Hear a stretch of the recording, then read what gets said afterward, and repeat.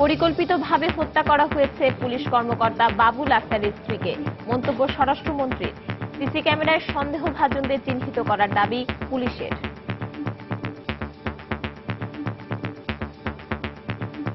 মোটরসাইকেলে করে 3 জন ছিল, তাদের একজন যিনি মোটরসাইকেল ড্রাইভ করছেন উনি হেলমেট পরা, বাকি 2 জন হেলমেট ছাড়া। আমাদের পুলিশ ফোর্স যেভাবে বীরত্বের সঙ্গে কাজ করছে তাদেরকে বিভ্রান্ত করার জন্যই এই পরিকল্পিত হত্যাকাণ্ডটা হয়েছে। নাটোরে বড়াই গ্রামে খ্রিস্টান ব্যবসায়ীকে কুপিয়ে হত্যার প্রতিবাদে মানববন্ধন।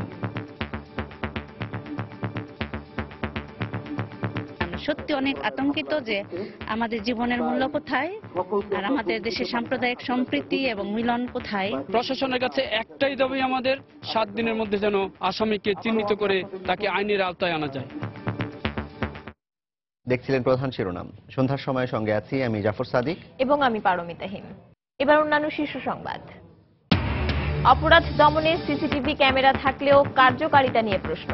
আইন শৃঙ্খলা রক্ষা বাহিনীকে পেশাদারী মানসিকতা বাড়ানোর পরামর্শ বিশেষজ্ঞদের। কমিশনকে দলীয়করণ করে নির্বাচন ব্যবস্থাকেই ভেঙে দিয়েছে সরকার, অভিযোগ বিএনপির। সহিংসতার ঘটনা অতিরঞ্জিত করে সরকারকে বিব্রত করা হচ্ছে বলছে আওয়ামী লীগ। প্রবাসীদের সুযোগ সুবিধা নিশ্চিতে দূতাবাস কর্মকর্তাদের আন্তরিক হওয়ার আহ্বান প্রধানমন্ত্রীর। রিয়াদে বাংলাদেশ দূতাবাসের নিজস্ব ভবনের ভিত্তিপ্রস্তর স্থাপন। এবং গত অর্ধশতকে ঢাকা ও আশপাশে জলাভূমি কমেছে 84%। প্লাবনভূমি কমায় ঢাকায় জীবন ধারণ আরো কঠিন হবে বলছেন বিশেষজ্ঞরা।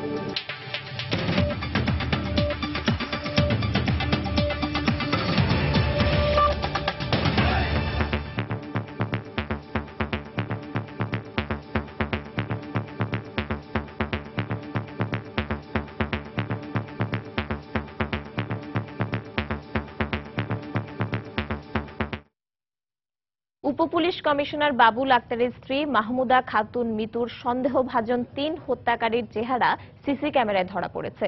শীঘ্রই তাদের শনাক্ত করে আইনের আওতায় আনা হবে বলে জানিয়েছে পুলিশ। এদিকে স্বরাষ্ট্রমন্ত্রী এই হত্যাকাণ্ডকে পরিকল্পিত বলে মন্তব্য করেছেন।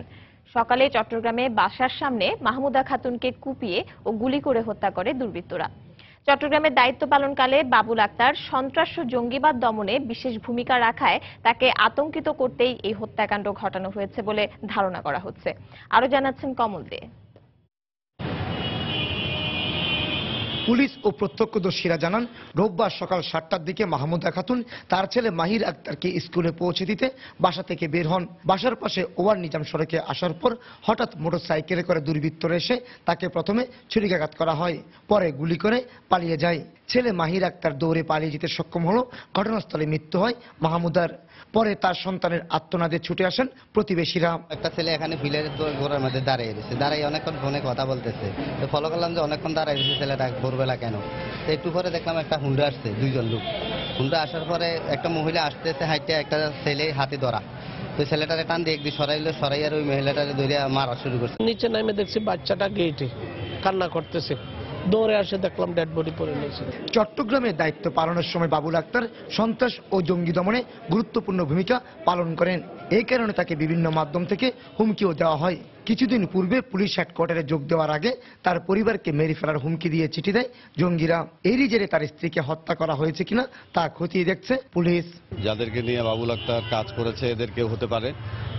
এই রাস্তায় অনেকগুলো সিসি ক্যামেরা আছে, সবগুলো ফুটেজ সংগ্রহ করলে আশা করি যে কারা, এগুলো আমরা শনাক্ত করতে পারবো। মোটরসাইকেলে করে 3 জন ছিল, তাদের একজন যিনি মোটরসাইকেল ড্রাইভ করছেন উনি হেলমেট পরা, বাকি 2 জন হেলমেট ছাড়া।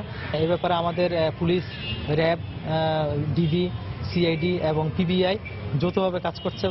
এদিকে দুপুরে চট্টগ্রামে নিহতের স্বজনদের প্রতি সমবেদনা জানাতে যান স্বরাষ্ট্রমন্ত্রী আসাদুজ্জামান খান কামাল। জঙ্গিদের দমন এবং নিয়ন্ত্রণ করার জন্য আমাদের পুলিশ ফোর্স যেভাবে বীরত্বের সঙ্গে কাজ করছে তাদেরকে বিভ্রান্ত করার জন্যই এই পরিকল্পিত হত্যাকাণ্ডটা হয়েছে বলে আমরা এখন ধারণা করছি। রোববার বিকেলে দামপাড়া পুলিশ লাইন মাঠে মাহমুদা খাতুনের নামাজে জানাজা অনুষ্ঠিত হয়। 2006 সালে ঝিনাইদহের মাহমুদা খাতুনকে বিয়ে করেন বাবুল আক্তার। মাহির আক্তার ও তাবাসসুম নামে তাদের 2 সন্তান রয়েছে। সবশেষ পদোন্নতি পেয়ে ঢাকা পুলিশ হেডকোয়ার্টারে যোগ দেন বাবুল আক্তার। কমল দে, সময় সংবাদ, চট্টগ্রাম। প্রাথমিকভাবে পুলিশ সন্দেহ করছে জঙ্গি দমনে বিশেষ ভূমিকা রাখার কারণে বাবুল আক্তারকে আতঙ্কিত করতে জঙ্গিরাই তার স্ত্রীকে হত্যা করেছে। এবার জেনে নেব জঙ্গি দমনে বাবুল আক্তারের ভূমিকার কথা। গত বছরের ঘটনা, চট্টগ্রামের খোয়াজনগরে জেএমবি আস্তানার সন্ধান পাওয়া গেছে। পুলিশ সদস্য সহ সেখানে হাজির বাবুল আক্তার। উপস্থিতি টের পেয়ে বাবুলকে লক্ষ্য করে গ্রেনেড ছোড়ে জঙ্গিরা। এ ঘটনায় বাবুল বেঁচে গেলেও আহত হন 3 পুলিশ সদস্য।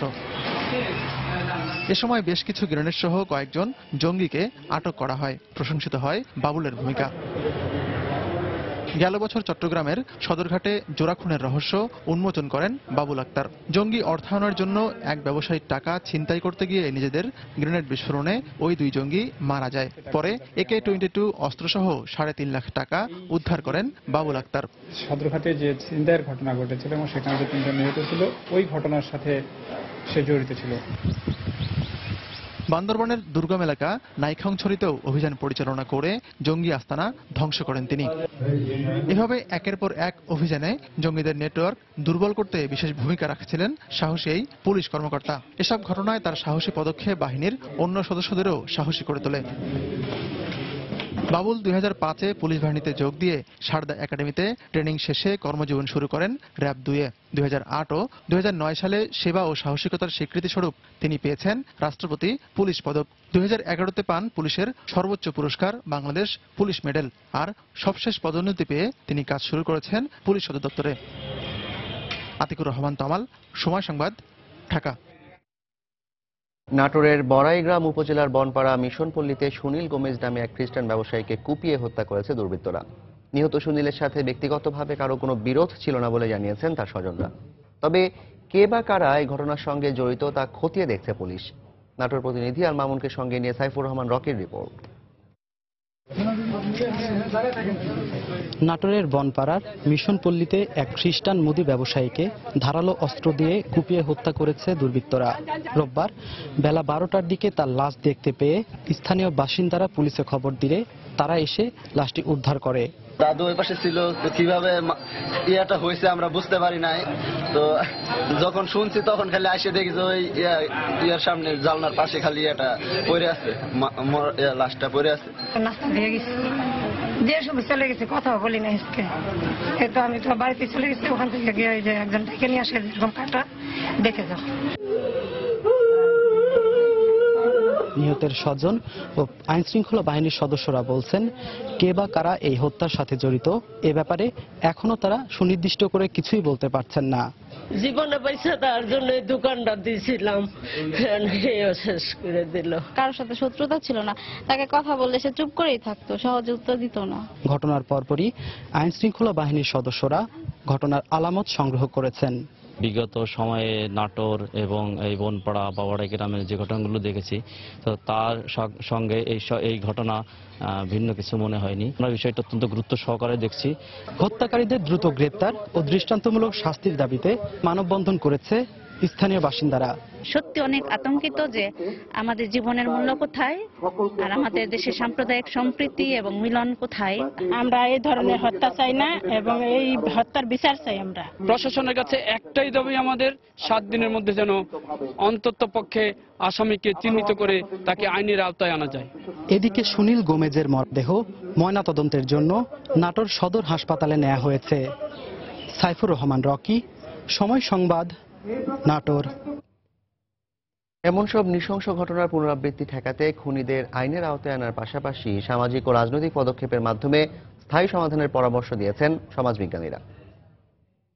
আমাদেরকে অবশ্যই এই অবস্থাটাকে আমরা বন্ধ করতে চাই এবং যারা করছে অবশ্যই তাদেরকে আমরা আইনের আওতায় নিয়ে আসতে চাই। কিন্তু সেই কাজটা করছে কেন, সে কেন আজকে সমাজ থেকে নিক্ষিপ্ত হয়ে গেছে, বিচ্ছিন্ন হয়ে গিয়েছে, আমার মনে হয় সেই জায়গাগুলোতে আমাদেরকে এখন অ্যাড্রেস করতে হবে। আইনের আওতায় আমি নিয়ে আসলাম, তার আমি শাস্তি দিলাম, যাবজ্জীবন কারাদণ্ড দিলাম কিংবা মৃত্যুদণ্ডও দিলাম, কিন্তু তার আদর্শকে কি আমি মৃত্যুদণ্ড দিতে পারছি? এবং আমি নিশ্চিত সমাজের মধ্যে যদি আমরা সংলাপ তৈরি করতে পারি, আমরা যদি মিথস্ক্রিয়া তৈরি করতে পারি এবং শুধুমাত্র আইন শৃঙ্খলা বাহিনীকে দিয়েই এটাকে যদি আমরা মোকাবেলা করতে চাই, তাহলে হয়তো আমরা আংশিকভাবে মোকাবেলা করব। সন্ত্রাসীদের নির্দিষ্ট কোনো সীমানা নেই, তারা যে কোনো সময় যে কোনো স্থানে হামলা করতে পারে বলে মন্তব্য করেছেন বাংলাদেশে নিযুক্ত মার্কিন রাষ্ট্রদূত মার্সিয়া স্টিফেন ব্লুম বার্নিকাট। সকালে রাজধানী গুলশানে একটি বেসরকারি বিশ্ববিদ্যালয়ে তিনি এ মন্তব্য করেন। জঙ্গি নির্মূলে আরও সচেতনভাবে কাজ করার পরামর্শ দেন বার্নিকাট। ঘন ঘন সন্ত্রাসী হামলা হলে বোঝা যায় যে সে দেশে জঙ্গি বা সন্ত্রাসী বেড়ে গেছে। সুতরাং সন্ত্রাস দমনে সব দেশকে ঐক্যবদ্ধভাবে কাজ করতে হবে। আর বাংলাদেশ থেকে জঙ্গি সন্ত্রাস নির্মূলে আমেরিকান সরকার অনেক আন্তরিক। রাজধানীবাসীর নিরাপত্তা জোরদার করতে পুরো নগরীকে সিসিটিভির আওতায় আনতে কাজ শুরু করেছে ঢাকা মেট্রোপলিটন পুলিশ ডিএমপি। তারা বলছে এর ফলে অপরাধী শনাক্ত করা আরও সহজ হবে। তবে অতীত অভিজ্ঞতা বিবেচনায় নগরবাসী বলছেন অপরাধ দমনে ডিজিটাল পদ্ধতি থাকলেও তা কার্যকর করা হয় কম। অপরাধ নিয়ন্ত্রণে সবার আগে আইন শৃঙ্খলা রক্ষা বাহিনীকে পেশাদারি মানসিকতা বাড়ানোর পরামর্শ বিশেষজ্ঞদের। ফখরুল শাহিনের রিপোর্ট। সম্প্রতি রাজধানীর কলাবাগানে মার্কিন দূতাবাসের কর্মকর্তা জুলহাস মান্নান হত্যাকাণ্ডের মূল পরিকল্পনাকারীকে সিসি ক্যামেরার ছবি দেখে আটক করতে সক্ষম হয় পুলিশ। এছাড়া রাজধানীর বেশ কয়েকটি স্থানে অপরাধ দমন ও অপরাধীদের শনাক্ত করা সম্ভব হয় এই ক্যামেরার ছবি দেখে। এই অবস্থায় পুরো রাজধানীকে সিসি ক্যামেরার আওতায় আনতে কাজ শুরু করেছে ডিএমপি। ইতিমধ্যে লালবাগ, আজিমপুর, গুলশান, বারিধারা, বনানী, মহাখালী সহ রাজধানীর বেশ কয়েকটি গুরুত্বপূর্ণ পয়েন্টে সম্প্রতি বসানো হয়েছে 642টি সিসি ক্যামেরা। শীঘ্রই আরো 558টি সিসি ক্যামেরা বসানো হবে বলে জানায় ডিএমপি। বর্তমানে যেগুলো আমরা স্থাপন করেছি সেগুলো হাই ডেফিনিশন ক্যামেরারই, কিন্তু এবং night vision capacity, that means রাতেও যাতে সেটা মূলত আমাদের এই চিত্র ধারণ করতে সক্ষম হয় সেই ব্যবস্থাটি আমরা রেখেছি। তবে এই ক্যামেরা কতটা নগরবাসীর উপকারে আসবে তা নিয়ে প্রশ্ন অনেকের। পুরো ঢাকা শহরে কভার করা যায় তাহলে অবশ্যই এটা নিরাপত্তা জোরদার করবে। অনেক সময় দেখা যায় সিসিটিভি থাকে বাট ওটা পরে আর সিসির কোনো ফুটেজই থাকে না। ক্যামেরাটা নিরাপদ তখনই হবে যদি কিনা হলো ক্রাইসিস রেসপন্স টিম কোনো সমস্যা হলে তাড়াতাড়ি রেসপন্ড করতে পারবে এবং দুর্ঘটনাস্থলে ছুটে যাবে। অপরাধ বিশেষজ্ঞরা বলছেন অপরাধ দমনে আইন শৃঙ্খলা রক্ষা বাহিনীকে আরো বেশি দক্ষ ও পেশাদারী হতে হবে। যতই আধুনিক ইকুইপমেন্ট আনেন, যতই সিসি ক্যামেরা লাগান, কোনো কিছুতে কাজ হবে না। আপনাকে প্রথম দরকার হচ্ছে প্রফেশনালিজম, প্রথমে দরকার আপনার অপারেশনাল এফিসিয়েন্সি। ডিএমপি জানায় তাইওয়ান থেকে আনা উচ্চ ক্ষমতা সম্পন্ন ক্যামেরাগুলো বসাতে মোট ব্যয় হবে 15 কোটি টাকা। যতদিন যাচ্ছে ততই বাড়ছে অপরাধ, বাড়ছে অপরাধের ধরন। একই সঙ্গে অপরাধী শনাক্ত করতে অভিনব কৌশলের পাশাপাশি ব্যবহার হচ্ছে নানা যন্ত্রের। ডিএমপি বলছে শুধু অপরাধ দমন নয়, নিয়মিত পরিচালনার মাধ্যমেই জনদুর্ভোগ কমাতেও সক্ষম হবে এই সিসিটিভি ক্যামেরা। ফখরুল শাহিন, সময় সংবাদ, ঢাকা। বিশ্বব্যাপী কূটনৈতিক সম্পর্কে থাকা প্রতিটি দেশেই বাংলাদেশ মিশনের নিজস্ব ভবন হবে বলে জানিয়েছেন প্রধানমন্ত্রী শেখ হাসিনা। রিয়াদে বাংলাদেশের দূতাবাস ভবন ও রাষ্ট্রদূতের বাসভবনের ভিত্তিপ্রস্তর স্থাপন করে তিনি একথা বলেন। শনিবার রাতে জেদ্দা কনফারেন্স প্যালেসের এক অনুষ্ঠান থেকে রিয়াদে নতুন এ ভবনের ভিত্তিপ্রস্তর স্থাপন করেন প্রধানমন্ত্রী। তিনি বলেন, দূতাবাসগুলোর এই নিজস্ব ভবন বহির্বিশ্বে স্বাধীন বাংলাদেশের প্রতীক হয়ে উঠবে। প্রবাসী বাংলাদেশিদের জন্য সুযোগ সুবিধা নিশ্চিতে দূতাবাস কর্মকর্তাদের আন্তরিকভাবে কাজ করার আহ্বান জানান তিনি।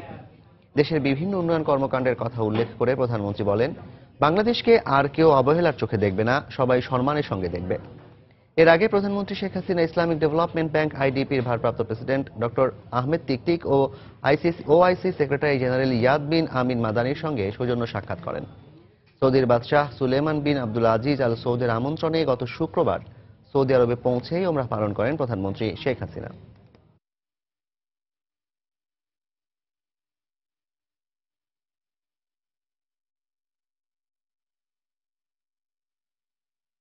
সারা বিশ্বব্যাপী আমরা চাচ্ছি যে আমাদের নিজস্ব একটা ভবন হবে। আর এখানে আমাদের লক্ষ লক্ষ লোক সৌদি আরবে কাজ করে, তাদের সুবিধা অসুবিধাগুলি দেখা এটা অবশ্যই আমাদের দায়িত্ব, সরকার হিসেবে আমাদের বড় দায়িত্ব। কারণ তারা প্রবাসে আসে, দিনরাত পরিশ্রম করে, হ্যাঁ নিজেদের জীবন জীবিকা করে, এটা ঠিক। আবার যে দেশে থাকে সে দেশেরও অর্থনৈতিক উন্নয়নে তাদের অবদান রয়েছে, আবার তাদের অবদান আমাদের বাংলাদেশের অর্থনীতিতেও রয়েছে। আমাদের 3,40,000 কোটি টাকা বাজেট আমরা ঘোষণা করেছি। কাজে এটুকু যে করবার মতো সক্ষমতা বাংলাদেশ অর্জন করেছে, সেজন্য আমার কাছে সবসময় আমরা আদায় করি যে এখন আর বাংলাদেশকে কেউ অবহেলার চোখে দেখবে না, বরং এখন বাংলাদেশকে সবাই সম্মানের সাথে দেখে। সন্ধ্যার সময় আরো থাকছে। প্যারিসে বন্যা পরিস্থিতির উন্নতি, কমতে শুরু করেছে পানির স্তর, দ্বিতীয় সর্বোচ্চ সতর্কতা।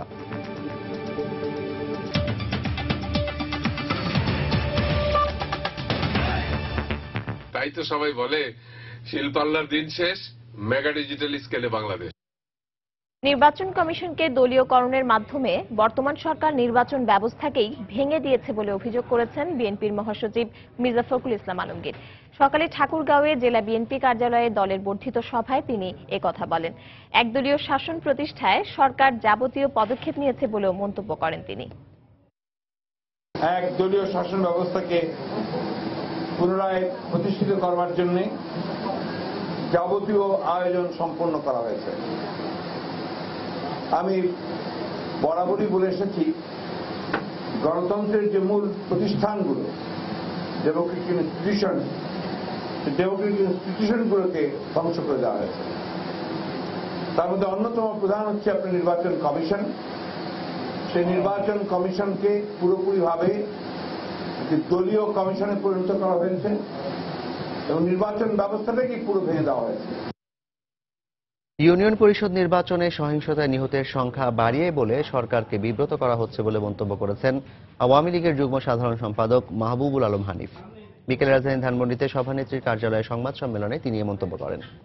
পাশাপাশি চট্টগ্রামে পুলিশ কর্মকর্তার স্ত্রী হত্যার ঘটনা পূর্ব পরিকল্পিত উল্লেখ করে এর সুষ্ঠু বিচার দাবি করেন তিনি। ব্যক্তিগত কারণে অনেক জায়গায় প্রাণহানি ঘটেছে, অনেকে অসুস্থ হয়ে মারা গিয়েছেন, সেটাকেও নির্বাচনকালীন মৃত্যু বলেই নির্বাচনের সাথে সংশ্লিষ্ট করা হয়েছে। এটা আসলে সংখ্যা বৃদ্ধি করে সরকারকে বিব্রত করা অবস্থায় নেওয়ার জন্যই এটা একটা কৌশল হিসেবে অনেকে ভাবছেন। বিচ্ছিন্ন ঘটনা যেগুলো ঘটেছে, আমরা মনে করি যে এই বিএনপির গত কয়েক বছরের বিএনপি জামাতের এই সন্ত্রাসী কর্মকাণ্ডের ধারাবাহিকতা বা তাদের কারণে এই ঘটনা ঘটেছে। যারা ভেজাল খাদ্য বিক্রি করবে তাদের বিরুদ্ধে কঠোর ব্যবস্থা নেওয়া হবে বলে জানিয়েছেন খাদ্যমন্ত্রী অ্যাডভোকেট কামরুল ইসলাম। সকালে রাজধানীর মতিঝিলে এফবিসিসিআই এর উদ্যোগে আয়োজিত পবিত্র রমজান মাসে ভেজাল মুক্ত পথ খাবার শীর্ষক গোলটেবিল বৈঠকে তিনি একথা বলেন। ভেজাল খাদ্য বিক্রেতাদের পাশাপাশি উৎপাদনকারী প্রতিষ্ঠানের বিরুদ্ধে ব্যবস্থা নেওয়া হবে বলেও জানান মন্ত্রী। ভেজাল খাদ্য যারা বিক্রি করবে আমরা তাদের বিরুদ্ধে কঠোরতম ব্যবস্থা গ্রহণ করব। বর্তমান সরকার যে পদক্ষেপ নিয়েছে, আমাদেরকে সময় দিন, আমরা ক্রমান্বয়ে কঠোর থেকে কঠোরতম হব। আজকে র্যাব যেভাবে ঢাকা শহরের তল্লাশি করে কোনো আম বা লিচুতে কোনো ফরমালিন পায় নাই, ইনশাল্লাহ সেদিন বেশি দূরে নয়, মাননীয় প্রধানমন্ত্রী জননেত্রী শেখ হাসিনা যে পরিকল্পনা নিয়ে এগুচ্ছেন, আমরা যেভাবে নিরাপদ খাদ্যের প্রত্যেক সবাইকে নিয়ে যেভাবে আমরা কাজ করছি, তাতে ইনশাল্লাহ আগামী 2-1 বছরের মধ্যে আমি বলতে পারি বাংলাদেশে ভেজালযুক্ত খাবার কোথাও যাবে।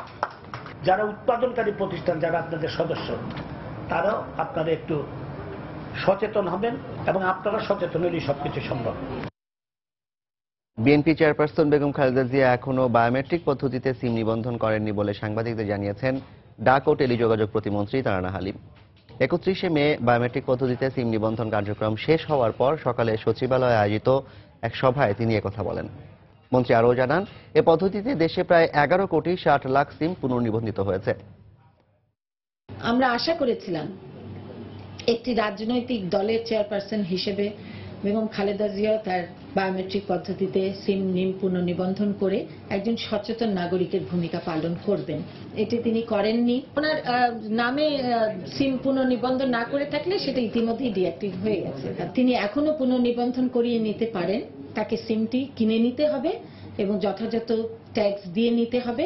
স্বরাষ্ট্র মন্ত্রণালয়ের এই প্রতিবেদনগুলো আমরা মাসিক ভিত্তিতেও যদি মিডিয়াকে জানাই এবং এর কারণে চাঁদাবাজি এবং বিভিন্ন মোবাইল ফোন ভিত্তিক অপরাধ কতটুকু কমলো, এবং বিটিআরসি কেও আমরা অনুরোধ করছি যে প্রতি মাসে তারা আমাদেরকে জানাবে পূর্বের মাসের থেকে অবৈধ ভিআইপি তাদের কতটুকু কমলো। এদিকে বিএনপি চেয়ারপারসন বেগম জিয়া ব্যক্তিগতভাবে কোনো মোবাইল ফোন ব্যবহার করেন না বলে জানিয়েছেন দলের সিনিয়র যুগ্ম মহাসচিব রুহুল কবির রিজভী।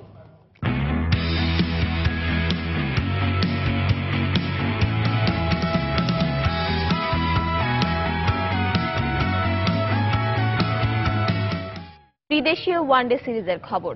দ্বিতীয় ম্যাচে আজ রাতে মুখোমুখি হবে স্বাগতিক ওয়েস্ট ইন্ডিজ ও বিশ্ব চ্যাম্পিয়ন অস্ট্রেলিয়া। গায়ানা প্রভিন্সে ম্যাচটি শুরু হবে বাংলাদেশ সময় রাত 11টায়। প্রথম ম্যাচে দক্ষিণ আফ্রিকার বিপক্ষে দাপুটে জয় তুলে নিয়েছে ক্যারিবীয়রা। গেইল স্যামিদের অভাব বুঝতেই দেননি সুনীল নারায়ণ ও কাইরেন পোলার্ড। এই দুজনের অনবদ্য পারফরমেন্সে পাওয়া জয়ে বেশ স্বস্তিতে আছে স্বাগতিক ওয়েস্ট ইন্ডিজ। তবে এবার তাদের প্রতিপক্ষ বর্তমান বিশ্ব চ্যাম্পিয়ন অস্ট্রেলিয়া। প্রায় 3.5 বছর পর ওয়ানডেতে মুখোমুখি হচ্ছে এই দুদল। ক্যারিবীয়দের বিপক্ষে সবশেষ 6 দেখার সবগুলোতেই জয় পেয়েছে অস্ট্রেলিয়া। এছাড়া মুখোমুখি 135 বারের লড়াইয়ে 70 জয়ে এগিয়ে আছে র্যাঙ্কিংয়ের শীর্ষ দলটি। ইনজুরি কাটিয়ে প্রায় 6 মাস পর দলে ফিরেছেন পেসার মিচেল স্টার্ক। এছাড়া চোটের কারণে আইপিএল এর পুরোটায় অংশ না নেওয়া স্টিভেন স্মিথ, ম্যাক্সওয়েল, মিচেল মার্শরা মুখিয়ে আছেন জাতীয় দলের হয়ে মাঠে নামতে। তবে অজিদের বাড়তি প্রত্যাশা থাকবে আইপিএল এর দুর্দান্ত খেলা ডেভিড ওয়ার্নারের ওপর। Some of Australia's prestige puncher pocket of hokka get up make up শেষে লুক দেই ভয় পাই চলতে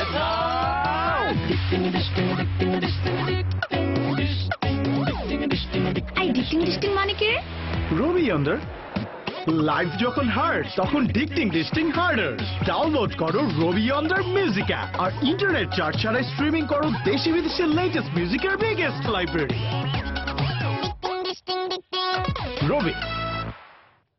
2025 সালের মধ্যেই ভূগর্ভস্থ লাইনের মাধ্যমে রাজধানীতে বিদ্যুৎ সরবরাহ করা হবে বলে জানিয়েছেন বিদ্যুৎ ও জ্বালানি প্রতিমন্ত্রী নসরুল হামিদ। সকালে রাজধানীর মাদারটেক এলাকায় অত্যাধুনিক গ্রিড সাবস্টেশনের উদ্বোধনী অনুষ্ঠানে তিনি একথা বলেন। বৃহৎ কিছু পরিকল্পনা নিয়ে আসছে। আমরা ধীরে ধীরে ডিপিডিসির এলাকাতে আমরা আন্ডারগ্রাউন্ড ক্যাবেলিং এর ব্যবস্থা করে ফেলছি। আমরা আগামীতে ধানমন্ডি জোন থেকে আরম্ভ করে বাকি ডিপিডিসি এরিয়া এই ক্যাবেল যে ঝুলানো দেখছেন রাস্তাঘাটে, এটা হয়তো আগামী 25 সালের মধ্যে আর ইনশাল্লাহ থাকবে না, সেরকম একটা পরিকল্পনা নিয়েছি। আমরা সাবস্টেশন এখন যেভাবে দেখছেন এগুলো আমরা বিল্ডিং এর ভিতরে পার্কের নিচে মাটির নিচে নিয়ে যাব, যাতে ওই জায়গাগুলো আমরা আরো বিল্ডিং করে আমরা ব্যবহার করতে পারি। 53 বছরের ঢাকা ও এর আশেপাশে জলাভূমি, নিম্নাঞ্চল ও কৃষি জমি ভরাট হয়েছে 84%। জাতিসংঘ ও Bangladesh centre for advanced studies BCAS এর সমীক্ষায় উঠে এসেছে এমন তথ্য। নগরায়নের প্রভাবে নিচু জমি ভরাট ছাড়াও দূষণে একদিকে যেমন নদী মরছে, তেমনি পানির অভাবে নেতিবাচক প্রভাব পড়ছে কৃষিকাজেও। পরিবেশবিদদের শঙ্কা, এভাবে চলতে থাকলে আগামীতে ঢাকাবাসীর জন্য অপেক্ষা করছে দুর্বিষহ সময়। বিশ্ব পরিবেশ দিবসে সাইফুল ইসলামের তোলা ছবিতে আতিকুর রহমান তমালের রিপোর্ট। নদীর বুকেই বৈঠা বেয়ে জীবন চলে সুজনের। খুব বেশি দিন না, 2 দশক আগেও এই নদীতে বাবার সঙ্গে মাছ ধরে সংসারে সাহায্য করত সে। যে নদী একসময় সুজনদের জীবন চালাতো, এখন সেখানে কোনো মাছেরই জীবন বাঁচে না। শহর থেকে অনেক দূরের কোনো নিভৃত পল্লীর গল্প নয় এটি। ঢাকার খুব কাছেই বালু নদীর পাশে নাসিরাবাদ ইউনিয়ন। সেখানকার দাসেরকান্দি গ্রামের 32টি জেলে পরিবারের জীবন চলছে এমন টানাপোড়েনের মধ্য দিয়ে। জেলে পাড়ার মানুষের অবস্থা খুবই খারাপ। আগে নদীতে ভালো পানি ছিল, তখন মনে করেন সব জেলের এই ভালো মতো চলতো। এই পানি দিলে দাঁড়ো না, এটাই ছিল সব যোগ্য জায়গা, যারা ধান চাষ করতো এরকম সাইডে দিয়েছে। নাসিরাবাদকে আর ইউনিয়ন বলার সুযোগ নেই, কারণ সম্প্রতি এই ইউনিয়ন সহ আরো 15টি ইউনিয়ন যুক্ত হয়েছে ঢাকা সিটি কর্পোরেশনের সঙ্গে। এলাকার উন্নয়ন হোক, কিন্তু আমরা পরিবেশ ধ্বংস যে না হয় সেটা আমরা চাই আর কি। বিশ্বের 9টি শহরের উপর পরিচালিত একটি সমীক্ষায় দেখা গেছে, অপরিকল্পিত নগরায়নের প্রভাবে ঢাকায় ভয়াবহ হারে কমছে জলাভূমি ও কৃষিজমি। এই হারে জলাভূমি কমলে ভবিষ্যৎ হবে দুর্বিষহ, এমন মত পরিবেশবিদদের। যে মাত্রায় ভরাট করে বাড়িঘর তৈরি করা হচ্ছে, তাতে পানি নিষ্কাশনের রাস্তা রাখা হচ্ছে না। অর্থাৎ নগরবাসী নিজেরাই নিজেদের কারণে ভবিষ্যতে ভুগবেন সেই আশঙ্কা আছে। প্লাবনভূমি যেটা থাকার কথা, প্লাবনভূমি আর থাকে নাই। এটা আবাসিক এলাকা হয়ে গেছে, অথবা শিল্প এলাকা হয়ে গেছে, অথবা রাস্তা হয়ে গেছে। পানিটা বের হয়ে যেতে পারে না, কারণ বের হওয়ার রাস্তা যে কয়টা সেগুলো তো সব আমরা বন্ধ করে দিয়েছি। 1973 সাল থেকে 5 জুন পালিত হয়ে আসছে বিশ্ব পরিবেশ দিবস। সারা বিশ্বে মানুষের সংখ্যা কত? অনেকেই বলেন এই সংখ্যা 700 কোটির উপরে। এই এত মানুষের জীবন আর তাদের স্বপ্ন পূরণের জন্য রয়েছে একটি মাত্র পৃথিবী। তাই পৃথিবী বাঁচলেই বাঁচবে মানুষ। এ কারণে পৃথিবীকে বাসযোগ্য রাখার দায়িত্বটা নিতে হবে মানুষকেই। আতিকুর রহমান তমাল, সময় সংবাদ, ঢাকা। সন্ধ্যার সময় আরো থাকছে। কাউন্টিতে মুস্তাফিজকে পাঠানো হবে কিনা আনুষ্ঠানিক সিদ্ধান্ত 2 সপ্তাহ পর জানালেন বোর্ড সভাপতি। টাইগারদের পেস বোলিং কোচ হতে আকিব জাভেদকে আনুষ্ঠানিক প্রস্তাব বিসিবির।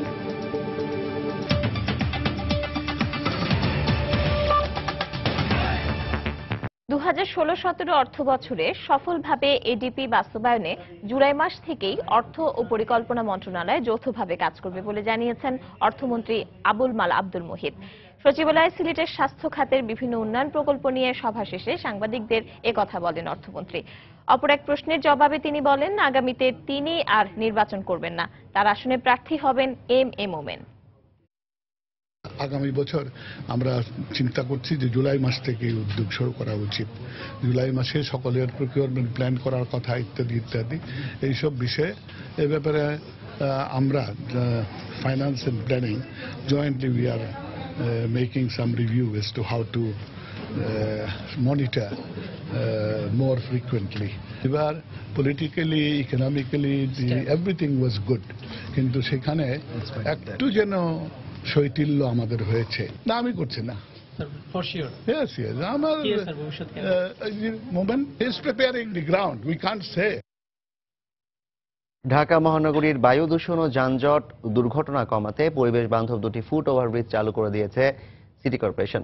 বিকেলে শাহবাগ মোড়ে ও মতিঝিল আইডিয়াল স্কুলের সামনে ফুট ওভারব্রিজ দুটির উদ্বোধন করেন পরিবেশ ও বনমন্ত্রী আনোয়ার হোসেন মঞ্জু এবং ঢাকা দক্ষিণ সিটি কর্পোরেশনের মেয়র সাইদ খোকন।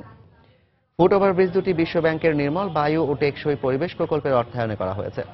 এই প্রকল্পের আওতায় ঢাকা শহরে মোট 23টি ফুট ওভারব্রিজ নির্মাণের কাজ চলছে বলে জানা গেছে। এ সময় ঝুঁকিপূর্ণভাবে রাস্তা পারাপার না হয়ে ফুট ওভারব্রিজ ব্যবহার করতে নগরবাসীকে আহ্বান জানান দক্ষিণ সিটি কর্পোরেশনের মেয়র।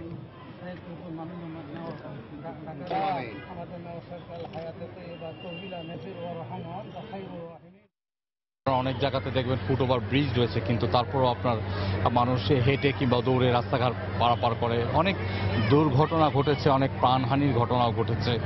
আমরা মানুষকে উদ্বুদ্ধ অবশ্যই করব এবং জনগণকে সচেতন করব নিরাপদভাবে যাতে রাস্তা পারাপারটা তারা করতে পারে। লক্ষ লক্ষ মানুষ, এটা আসলে শাস্তির বিষয় না, বিষয়টা হচ্ছে যে জনগণকে সচেতন করে তোলা এবং আমাদেরকে সচেতন হতে হবে।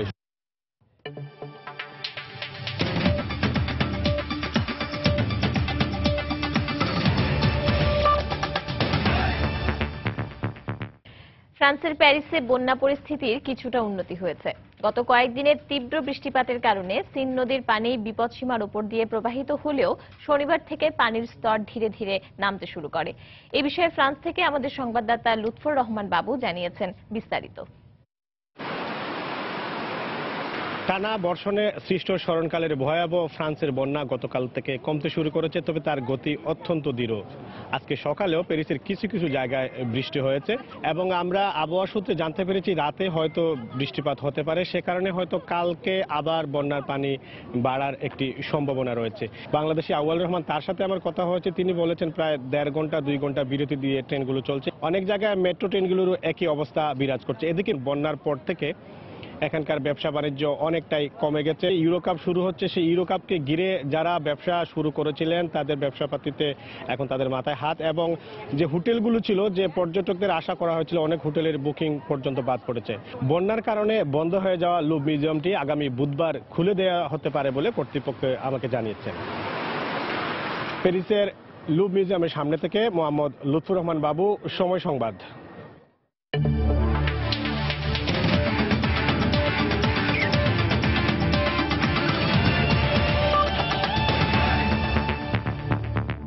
মুস্তাফিজের ফিটনেসের উন্নতি না হওয়ায় ইংলিশ কাউন্টি ক্রিকেটে মুস্তাফিজকে পাঠানো হবে কিনা সে ব্যাপারে আনুষ্ঠানিক সিদ্ধান্ত 2 সপ্তাহ পর নেওয়া হবে বলে জানিয়েছেন বিসিবি সভাপতি নাজমুল হাসান পাপন। এদিকে বাংলাদেশ জাতীয় দলের পেস বোলিং কোচ হিসেবে আকিব জাভেদকে প্রস্তাব দিয়েছে ক্রিকেট বোর্ড। এখন পর্যন্ত আমরা যে রিপোর্ট পেয়েছি, ওর ফিজিক্যাল কন্ডিশন অত ভালো না, সো আমরা খুব একটা রিস্ক নিব না। তবে যদি দেখি ও ফিট আছে তাহলে ও খেলতে যেতে পারবে। আকিব জাভেদের সাথে আমরা যোগাযোগ করেছি, পরশু দিনের মধ্যে আশা করি আমরা হ্যাঁ না একটা কিছু ডিসিশন নিতে পারবো। সিলেকশন প্রসেসটাকে আমরা 2 ভাগে ভাগ করছি। এখন সিলেকশন প্যানেল থাকছে একটা, সো সিলেকশন প্যানেল 3 জনের হবে এবং এই 3 জনের সিলেকশন প্যানেলের মধ্যে একজন চিফ সিলেক্টর থাকবে আর 2 জন সিলেক্টর থাকবে। আরেকটা হচ্ছে সিলেকশন কমিটি, 3 জন selector including the chief selector থাকবে। সাথে হেড কোচ থাকবে এবং টিম ম্যানেজার থাকবে। সন্ধ্যার সময়ের এই পর্যায়ে শীর্ষ সংবাদ জানিয়ে দিচ্ছি আরেকবার। পরিকল্পিতভাবে হত্যা করা হয়েছে পুলিশ কর্মকর্তা বাবুল আক্তারের স্ত্রীকে, মন্তব্য স্বরাষ্ট্রমন্ত্রীর। সিসি ক্যামেরায় সন্দেহভাজনদের চিহ্নিত করার দাবি পুলিশের। নাটোরে বড়াই গ্রামে খ্রিস্টান ব্যবসায়ীকে কুপিয়ে হত্যা, স্বজনদের দাবি নিহতের সঙ্গে কারো ব্যক্তিগত বিরোধ ছিল না। বিচারের দাবিতে এলাকায় মানববন্ধন। অপরাধ দমনে সিসিটিভি ক্যামেরা থাকলেও কার্যকারিতা নিয়ে প্রশ্ন। আইন শৃঙ্খলা রক্ষা বাহিনীকে পেশাদারী মানসিকতা বাড়ানোর পরামর্শ বিশেষজ্ঞদের। কমিশনকে দলীয়করণ করে নির্বাচন ব্যবস্থাকেই ভেঙে দিয়েছে সরকার, অভিযোগ বিএনপির। সহিংসতার ঘটনা অতিরঞ্জিত করে সরকারকে বিব্রত করা হচ্ছে, বলছে আওয়ামী লীগ। এবং প্রবাসীদের সুযোগ সুবিধা নিশ্চিতে দূতাবাস কর্মকর্তাদের আন্তরিক হওয়ার আহ্বান প্রধানমন্ত্রী। রিয়াদে বাংলাদেশ দূতাবাসের নিজস্ব ভবনের ভিত্তিপ্রস্তর স্থাপন। এই ছিল সন্ধ্যার সময়। যে কোনো খবর পেতে ভিজিট করুন সময় নিউজ.tv। সঙ্গে থাকুন সময়।